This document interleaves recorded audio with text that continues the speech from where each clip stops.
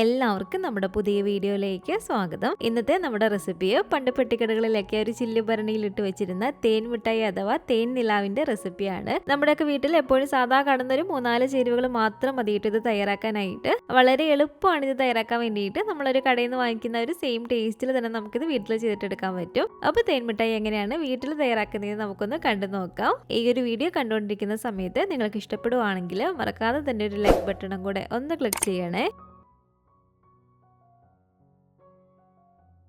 അപ്പോൾ തേൻ മിഠായി ഉണ്ടാക്കാൻ വേണ്ടിയിട്ട് 250 ml ഈ ഒരു കപ്പിൽ 1 കപ്പ് അളവിൽ ഞാൻ ഇഡ്ഡലി റൈസ് ആണ് കേട്ടോ എടുത്തിരിക്കുന്നത്. ഈ ഒരു ഇഡ്ഡലി റൈസിന് പകരം സാധാ നമ്മുടെ പച്ചരി വേണമെങ്കിലും 1 കപ്പ് എടുത്താൽ മതി കേട്ടോ. പക്ഷേ തേൻ മിഠായി ഉണ്ടാക്കുന്ന സമയത്ത് ഏറ്റവും നല്ലത് നമ്മൾ ഇഡ്ഡലി റൈസ് തന്നെ എടുക്കുന്നതാണ്. ഇഡ്ഡലി റൈസ് ഇല്ലെങ്കിൽ 1 കപ്പ് മാത്രം പച്ചരി എടുക്കുക. ഇനി നമുക്ക് ഇതിലേക്ക് വേണ്ടത് ഒരു 1/4 കപ്പ് അളവിൽ ഉഴുന്നാണ്. 1 കപ്പ് അരിക്ക് 1/4 കപ്പ് മാത്രമേ നമ്മൾ ഉഴുന്ന് ചേർത്ത് കൊടുക്കാവുള്ളൂ. ഉഴുന്നിന്റെ അളവ് കൂടി പോയിട്ടുണ്ടെങ്കിൽ ഈ ഒരു തേൻ മിഠായിയുടെ ഒരു ടേസ്റ്റ് എന്നങ്ങ് മാറിപ്പോവും. ഉഴുന്നിന്റെ ഒരു ചൊവയായിരിക്കും മുന്നിട്ട് നിൽക്കുന്നത്. ഇതുപോലെ മുഴുവനായിട്ടുള്ള ഉഴുന്നതിന് ഒരു 1/4 കപ്പ് ഞാൻ ഇതിലേക്ക് ഇട്ട് കൊടുത്തിട്ടുണ്ട്. അപ്പോൾ ഇനി ഇത് രണ്ടും കൂടി നമുക്ക് കുറച്ച് തവണ നന്നായിട്ടൊന്ന് കഴുകി എടുത്തിട്ട് വരാം. നല്ല പോലെ തന്നെ കഴുകി എടുത്തതിന് ശേഷം ഇതിലേക്ക് കുറച്ച് ഏറെ തന്നെ ഞാൻ വെള്ളം ഒഴിച്ചു കൊടുത്തിട്ടുണ്ട്. ഇനി ഇത് രണ്ടും നമുക്കൊരു 5-6 മണിക്കൂറോളം ഒന്ന് കുതിരാൻ വേണ്ടിയിട്ട് ഇടാം. ഞാനിപ്പോൾ ഇത് ഓവർനൈറ്റ് ആണ് കേട്ടോ ഇടുന്നത്. അപ്പോൾ ഒരു 5-6 മണിക്കൂറോ അല്ലെങ്കിൽ ഒരു ഓവർനൈറ്റ് ഫുൾ ഇട്ടിട്ട് അരിയും ഉഴുന്നും നല്ല പോലെ തന്നെ ഞാനൊന്ന് കുതിർത്തി എടുത്തിട്ടുണ്ട്. ഇനി ഇത് വീണ്ടും നന്നായിട്ട് കഴുകി ഒരു അരിപ്പയിലേക്ക് ഊറ്റി ഇതിൻ്റെ വെള്ളമൊക്കെ നമുക്ക് നന്നായിട്ടൊന്ന് കളഞ്ഞിട്ടെടുക്കാം. അരിപ്പയിലേക്ക് ഊറ്റി വെള്ളം നല്ല പോലെ തന്നെ തോർന്നതിന് ശേഷം ഇതുപോലെ മിക്സിയുടെ ഈ ഒരു ജാറിലേക്ക് ഇട്ട് കൊടുക്കുക. ഇതുപോലെ മിക്സിയുടെ ജാറിലേക്ക് മാറ്റി കൊടുത്തതിന് ശേഷം വളരെ കുറച്ച് മാത്രം വെള്ളം ഒഴിച്ച് കൊടുത്തിട്ട് നമ്മളിത് അരച്ചിട്ടെടുക്കാവുള്ളൂ കേട്ടോ. ഈ ഒരു മാവ് നമ്മൾ അരച്ചിട്ടെടുക്കുന്ന ഒരു പാകം കറക്റ്റ് ആയിരിക്കണം. എങ്കിലും നമുക്ക് ഏകദേശം ഒരു ഷേപ്പും കിട്ടത്തുള്ളൂ. അതുപോലെ തന്നെ ഒരു ടേസ്റ്റും കറക്റ്റ് ആയിട്ട് നമുക്ക് കിട്ടത്തുള്ളൂ. അപ്പോൾ ആദ്യം നമ്മൾ കുറച്ച് മാത്രം വെള്ളം ഒഴിച്ച് കൊടുത്തൊന്ന് അരയ്ക്കാം കേട്ടോ. ഇതിലേക്ക് ഞാൻ ആദ്യം ഒരു 10 ടേബിൾ സ്പൂണോളം വെള്ളം ഒഴിച്ച് കൊടുക്കുകയാണ്. നമ്മളിത് അരച്ചെടുക്കുന്ന സമയത്ത് നിർത്തി വേണം കേട്ടോ അരച്ചിട്ടെടുക്കാൻ വേണ്ടിയിട്ട്. ആ ഒരു മാവ് ഒരുപാടങ്ങ് ചൂടായിട്ട് പോകരുത്. ഇതിപ്പോൾ കണ്ടില്ല, ഈ ഒരു മാവ് കുറച്ചും കൂടി നമുക്കൊന്ന് അരഞ്ഞ് കിട്ടാൻ വേണ്ടിയിട്ടുണ്ട്. ആ ഒരു തരിതരിപ്പ് പാടില്ല, നല്ല പേസ്റ്റ് പരുവത്തിൽ തന്നെ അരച്ചിട്ടെടുക്കണം. അപ്പോൾ അതിനായിട്ട് ഒരു 2 ടേബിൾ സ്പൂൺ വെള്ളം കൂടി ഒഴിച്ച് കൊടുത്തിട്ട് നമുക്കൊന്ന് അരച്ചിട്ടെടുക്കാം. ഇതിപ്പോൾ നല്ല കറക്റ്റ് ആയിട്ട് തന്നെ നമുക്ക് അരിഞ്ഞ് കിട്ടിയിട്ടുണ്ട് കേട്ടോ. ആ ഒരു പേസ്റ്റ് പരുവത്തിൽ ഒട്ടും തന്നെ തരികളില്ലാതെ നല്ല പേസ്റ്റ് പരുവത്തിൽ തന്നെ വേണം നമ്മൾ അരച്ചിട്ടെടുക്കാൻ വേണ്ടിയിട്ട്. പിന്നെ ഒരു കാര്യം പറയാനുള്ളത്, ഞാനിപ്പോൾ ഇതിൽ പറഞ്ഞിരിക്കുന്ന ഒരു വെള്ളത്തിൻ്റെ കറക്റ്റ് അളവായിരിക്കണമെന്നില്ല നിങ്ങൾ ചെയ്തിട്ടെടുക്കുന്ന സമയത്ത്. കാരണം നമ്മളെടുക്കുന്ന അരിയുടെ ഉഴുന്നിൻ്റെയൊക്കെ ഒരു വ്യത്യസ്തത്തിനനുസരിച്ച് വെള്ളത്തിൻ്റെ അളവും ചിലപ്പോൾ കൂടിയോ കുറഞ്ഞെന്നോ ഇരിക്കാം. അതുപോലെ സാധാ പച്ചരി വയ്ക്കാൻ എടുക്കുന്നതെങ്കിൽ വെള്ളത്തിൻ്റെ അളവ് ചിലപ്പോൾ കൂടിയോ കുറഞ്ഞെന്നോ ഇരിക്കാം. അപ്പോൾ ഇതിൽ കാണിക്കുന്ന ഒരു കറക്റ്റ് പാകത്തിന് നമ്മൾ മാവ് അരച്ചിട്ടെടുത്താൽ മതി കേട്ടോ. ഇതുപോലെ അരച്ചിട്ടെടുത്ത് ഈ ഒരു മാവെല്ലാം തന്നെ വേറൊരു പാത്രത്തിലേക്ക് നമുക്കൊന്ന് മാറ്റി കൊടുക്കാം. ഇനി നമുക്ക് ഇതുപോലെ ഈ ഒരു പാത്രത്തിലേക്ക് ഒരു 1.5 കപ്പ് അളവിൽ പഞ്ചസാര ഇട്ട് കൊടുക്കാം. പഞ്ചസാര ഇതുപോലെ ഇട്ട് കൊടുത്തതിന് ശേഷം ഇതിലേക്ക് ഒരു 3/4 കപ്പ് അളവിൽ വെള്ളം കൂടി ഒഴിച്ചു കൊടുക്കുകയാണ് കേട്ടോ. വെള്ളം കൂടി ഒഴിച്ചു കൊടുത്തതിന് ശേഷം നല്ല പോലെ തന്നെ ഒന്ന് മിക്സ് ചെയ്ത് കൊടുക്കുക കേട്ടോ. ഇനി തീയൊന്ന് കുറച്ച് വെച്ച് കൊടുത്തിട്ട് തന്നെ നമുക്ക് ഈ ഒരു പഞ്ചസാര നന്നായിട്ട് ഉരുക്കിയിട്ടെടുക്കാം. ഈ ഒരു പഞ്ചസാര ലൈനിയുടെ ഒരു കറക്റ്റ് പരുവം എന്ന് പറയുന്നത് പഞ്ചസാരയൊക്കെ നന്നായിട്ട് ഉരുകി ഇതൊരു ഹാഫ് സ്ട്രിങ് പരുവായിട്ട് മാത്രം നമുക്ക് കിട്ടിയാൽ മതി. ഒറ്റനൂൽ പരുവായി പോവരുത് കേട്ടോ. അഥവാ നിങ്ങൾ ചെയ്യുന്ന സമയത്ത് ഇത് കുറച്ച് കട്ടി കൂടി ഒറ്റനൂൽ പരുവായി പോയിട്ടുണ്ടെങ്കിൽ കുറച്ചും കൂടി വെള്ളം ഇതിലേക്ക് ഒഴിച്ചു കൊടുത്തിട്ട് നമ്മളൊരു കറക്റ്റ് ഒരു ഹാഫ് സ്ട്രിങ് പരുവാക്കി എടുത്താൽ മാത്രം മതി. പഞ്ചസാരയല്ല ഇതുപോലെ നന്നായിട്ട് ഉരുകി വന്നതിന് ശേഷം ഇതിൽ നിന്ന് കുറച്ചെടുത്തിട്ട് നമ്മൾ കൈ കൊണ്ടൊന്ന് നോക്കുക കേട്ടോ. നമ്മുടെ കയ്യിൽ ചെറിയതായിട്ടൊന്ന് ഒട്ടിപ്പിടിക്കണം, എന്നാൽ ആ ഒരു ഒറ്റനൂൽ പരുവാകാനും പാടില്ല. ഇതിപ്പോൾ കണ്ടില്ല, ഇതൊരു ഹാഫ് സ്ട്രിങ് പരുവായിട്ടുണ്ട്. ഇതാണ് കേട്ടോ ഇതിൻ്റെ ഒരു കറക്റ്റ് പാകം. ഷുഗർ സിറപ്പ് ഒരുപാട് കട്ടിയായി പോയിട്ടുണ്ടെങ്കിൽ നമ്മളിത് പൊരിച്ചിട്ട് കൊടുക്കുന്ന സമയത്ത് ഉള്ളിലേക്കൊന്നും ഷുഗർ സിറപ്പ് അധികം അങ്ങ് ഇറങ്ങത്തില്ല. അപ്പോൾ ഒരു ഷുഗർ സിറപ്പ് നമ്മളൊരു കറക്റ്റ് പാകത്തിൽ തന്നെ റെഡിയാക്കിയിട്ട് എടുക്കുക കേട്ടോ. ഇനി ഫ്ലെയിം ഓഫ് ചെയ്ത് കൊടുത്തതിന് ശേഷം ഇതിലേക്ക് നമുക്കൊരു 1/2 ടീസ്പൂൺ അളവിൽ നാരങ്ങ നീരും കൂടി ചേർത്ത് കൊടുക്കുക കേട്ടോ. നാരങ്ങ നീരും കൂടി ചേർത്ത് കൊടുത്തിട്ട് നല്ല പോലെ തന്നെ ഒന്ന് മിക്സ് ചെയ്തിട്ട് എടുക്കുക. ഇനി നമ്മൾ അരച്ചെടുത്ത് വെച്ചിരിക്കുന്ന ഈ ഒരു മാവിലേക്ക് ചേർത്ത് കൊടുക്കേണ്ടത് ഒരു 1/4 ടീസ്പൂൺ അളവിൽ ബേക്കിംഗ് സോഡയാണ്. കൂടി പോവരുത്, 1/4 ടീസ്പൂൺ മാത്രം ചേർത്ത് കൊടുത്താൽ മതി. അതുപോലെ തന്നെ വളരെ കുറച്ച് മാത്രം ഉപ്പും കൂടി ഇതിലേക്ക് ഇട്ട് കൊടുക്കുകയാണ്. ഒരു 2-3 നുള്ളു ഉപ്പ് ചേർത്ത് കൊടുത്താൽ മതി. ഇത് രണ്ടും കൂടി ചേർത്ത് കൊടുത്തിട്ട് നന്നായിട്ടൊന്ന് മിക്സ് ചെയ്യുക കേട്ടോ. ഈ ഒരു മാവ് കുറച്ചൊന്ന് തിക്കായിട്ടാണ് ഇരിക്കുന്നത്. അപ്പോൾ ഇതിലേക്ക് നമുക്ക് 1 ടേബിൾ സ്പൂണും കൂടി വെള്ളം ചേർത്ത് കൊടുക്കാം. എന്നിട്ട് നല്ല പോലെ തന്നെ ഒന്ന് മിക്സ് ചെയ്തിട്ട് എടുക്കുക. ഇനി ഇതിലേക്ക് ആ ഒരു തേൻ മിഠായിക്ക് ഒരു കളർ കിട്ടാൻ വേണ്ടിയിട്ട് ഇതിലേക്ക് ഞാനൊരു 1/4 ടീസ്പൂൺ അളവിൽ റെഡ് ഫുഡ് കളർ ചേർത്ത് കൊടുക്കുന്നുണ്ട് കേട്ടോ. ഈ ഒരു റെഡ് കളറിന് പകരമായിട്ട് ഓറഞ്ച് റെഡ് ഫുഡ് കളർ വേണമെങ്കിൽ ചേർത്ത് കൊടുക്കാവുന്നതാണ്. ഇനി അഥവാ കളറൊന്നും വേണ്ടെങ്കിൽ ഇത് ഒഴിവാക്കാന്നാണ് കേട്ടോ. ടേസ്റ്റിനൊന്നും ഒരു വ്യത്യാസം ഉണ്ടാവില്ല. കാണാനുള്ള നമ്മളൊരു കടയിൽ നിന്നൊക്കെ വാങ്ങിക്കുന്ന ഒരു ലുക്ക് കിട്ടാൻ വേണ്ടിയിട്ടാണ് കളർ നമ്മൾ ചേർത്ത് കൊടുക്കുന്നത്. ഒരുപാട് ലൂസ് ആകാനും പാടില്ല, എന്നാൽ ഒരുപാട് കട്ടിയായി പോകാനും പാടില്ല മാവ്. കറക്റ്റ് നമ്മൾ ഈ ഒരു പരുവത്തിന് വേണമെന്ന് അരച്ചിട്ടെടുക്കാൻ വേണ്ടിയിട്ട്. അപ്പോൾ തേൻ മിഠായിക്ക് വേണ്ടിയിട്ടുള്ള ഈ ഒരു മാവ് ഇവിടെ റെഡി ആയിട്ടുണ്ട്. ഈ ഒരു മാവ് നമ്മൾ പുളിക്കാനൊന്നും വെക്കേണ്ട ആവശ്യമില്ല കേട്ടോ.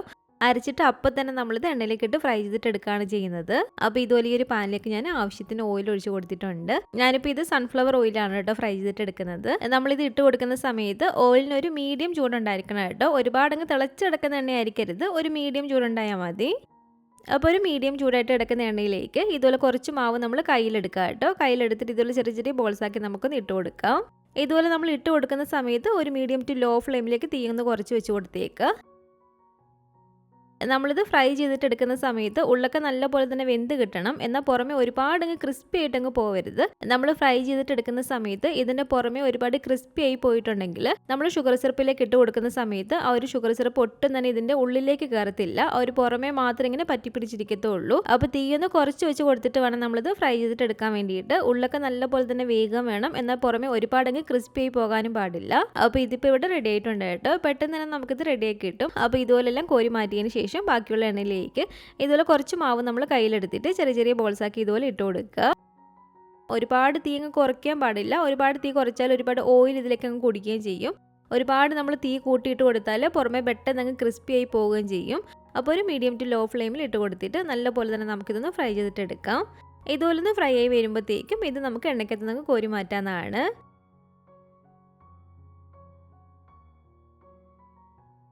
അപ്പോൾ ഇതുപോലെ ഇട്ട് കൊടുത്ത് ഒരു 2-3 ബാച്ച് നമ്മൾ ഇതുപോലെ ഒന്ന് ഫ്രൈ ചെയ്തെടുത്തതിന് ശേഷം ഇത് നമ്മൾ ആദ്യമേ റെഡിയാക്കി വെച്ചിരുന്ന ഒരു ഷുഗർ സിറപ്പാണ്. ആ ഒരു ഷുഗർ സിറപ്പിൻ്റെ ഒരു ചൂട് ചെറുതായിട്ടൊന്ന് കുറഞ്ഞിട്ടുണ്ട്. അപ്പോൾ നമുക്ക് വീണ്ടും നന്നായിട്ട് ഈ ഒരു ഷുഗർ സിറപ്പ് ഒന്ന് ചൂടാക്കിയിട്ട് എടുക്കാം. ഷുഗർ സിറപ്പ് ഇതുപോലെ ഒന്ന് ചൂടായി വന്നതിന് ശേഷം വീണ്ടും ഫ്ലെയിം ഓഫ് ചെയ്ത് കൊടുക്കുക. എന്നിട്ട് നമ്മൾ ഫ്രൈ ചെയ്തിട്ടെടുത്ത് ഇതെല്ലാം കൂടി നമുക്ക് ഈ ഒരു ഷുഗർ സിറപ്പിലേക്ക് ഇട്ട് കൊടുക്കാം. അപ്പോൾ 2-3 ബാച്ച് ഇതുപോലെ ഫ്രൈ ചെയ്തെടുത്തതിന് ശേഷം ഇതുപോലെ ഇട്ട് കൊടുത്തിട്ട് എല്ലാം മുങ്ങിക്കിടക്കുന്ന ഒരു പാകത്തിന് തന്നെ വേണം കേട്ടോ നമ്മൾ ഇട്ട് കൊടുക്കാൻ വേണ്ടിയിട്ട്. എങ്കിലും എല്ലാത്തിലും തന്നെ ഒരു പഞ്ചസാര ലൈനി നന്നായിട്ട് ഇറങ്ങത്തുള്ളൂ. ഒരു 15-20 മിനിറ്റോളം തന്നെ നമ്മൾ ഇതുപോലെ ചൂടായിട്ടുള്ള ഈ ഒരു ഷുഗർ സിറപ്പിലേക്ക് ഇട്ട് കൊടുക്കണം. അപ്പോൾ ഇതൊരു 20 മിനിറ്റോളം തന്നെ ഞാൻ ഈ ഒരു ഷുഗർ സിറപ്പിൽ ഇട്ട് വെച്ചിരുന്നതാണ് കേട്ടോ. ഇതിൽ ആ ഒരു ഷുഗർ സിറപ്പൊക്കെ നന്നായിട്ട് ഇറങ്ങിയിട്ടുണ്ട്. ഇനി നമ്മൾ ചില തേൻമിഠായിയൊക്കെ കഴിക്കുന്ന സമയത്ത് തേൻമിഠായിയുടെ ഒരു പുറമെ ഒരു പഞ്ചസാര ഇങ്ങനെ പൊടി പൊടി പോലെ പറ്റിപ്പിടിച്ചിരിക്കുന്ന കാണാം. അപ്പോൾ അങ്ങനെ നമുക്ക് കിട്ടാനായിട്ട് ഇതുപോലെ ഒരു 15-20 മിനിറ്റോളം നമ്മൾ ഷുഗർ സിറപ്പിൽ മുക്കിയിട്ടതിന് ശേഷം വീണ്ടും നമ്മൾ ഫ്ലെയിം ഓൺ ചെയ്ത് ഒരു 1-2 മിനിറ്റ് ഒന്ന് ഇളക്കി ഒന്ന് ചൂടാക്കിയിട്ട് ഇത് കോരുകയാണെങ്കിൽ ആ ഒരു പഞ്ചസാര ലൈനി അതിൽ കുറച്ചൊന്ന് ഒട്ടിപ്പിടിച്ചിരിക്കും. എന്നിട്ട് നമ്മളിത് റൂം ടെമ്പറേച്ചറിലേക്ക് വെക്കുമ്പോഴത്തേക്കും ആ ഒരു പൊടി പൊടി പോലെ അതിലിങ്ങനെ പറ്റിപ്പിടിച്ചിരിക്കും കേട്ടോ.